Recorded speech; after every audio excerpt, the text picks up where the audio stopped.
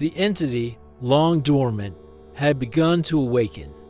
Its presence, once contained, now threatened to break free and engulf the world in darkness. The awakening of the entity sent shockwaves through the colony, both literal and figurative.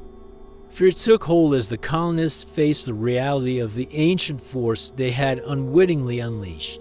The council, though shaken, knew that their only hope lay in swift and decisive action. The future of the colony depended on their ability to contain the threat and protect their people. With the entity's awakening, the colonists knew they had little time. Every moment was spent preparing for the inevitable confrontation, their hands guided by fear, but also by a fierce will to survive. Amidst the chaos, Zorn found hope in the ancient texts, a potential way to weaken the entity, or perhaps even to contain it once more. But time was running out. The entity's power was unleashed in full force, its dark energy reaching out to consume all in its path. The colonists, though prepared, were caught off guard by the sheer magnitude of the attack. In the face of overwhelming odds, the colonists fought back with everything they had. The entity was powerful, but so too were the bonds that held the colony together. Zorn's plan was risky, but it was the colony's best chance at survival. The ancient text offered a glimmer of hope, but only if it could be enacted in time. The ritual required precision, and every colonist played a part in its preparation.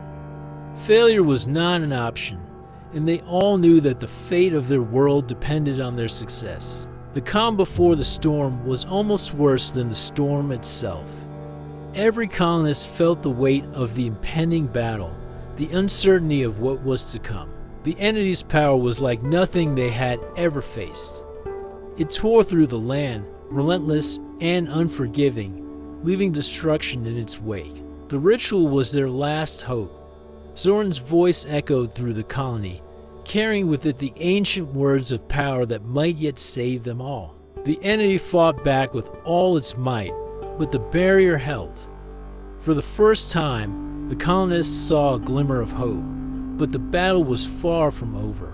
In the end, it was Zorn who understood the true cost of the ritual. He had always known that knowledge came with a price, and now he was ready to pay it. The barrier, fueled by Zorn's sacrifice, surged with newfound power. The entity, once unstoppable, now found itself on the defensive, its dark energy wavering. The entity was defeated, its power sealed away once more. The colony had survived, but at a great cost. The shadows had receded, but they would not be forgotten.